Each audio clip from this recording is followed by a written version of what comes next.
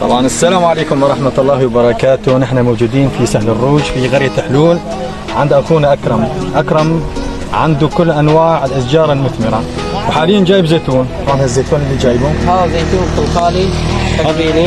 هذا زيتون خلخالي عنوان، وهذا نفسه قياس أكبر خلخالي عفريني. وهذا خلخالي عفريني. هذا خلخالي. شنو النوع الثاني عندك أكرم؟ في عندي هذا صوراني. هذا صوراني، وهذا أربيكانا. طبعا هذه كلها أنواع زيتون جايبها جديد أخونا أكرم. طبعا بالإضافة إلى التين في عندنا كمان في عرايش، في عندنا الكرز، في عندنا المشمش، في الجوز.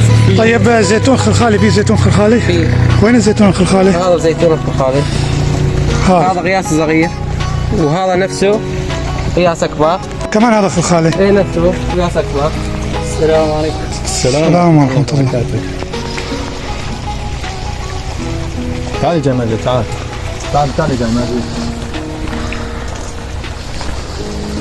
طبعا مثل ما حكينا الأشجار الثانية الكرز والمشمش كله مطعم، يعني جاهز على الزراعة.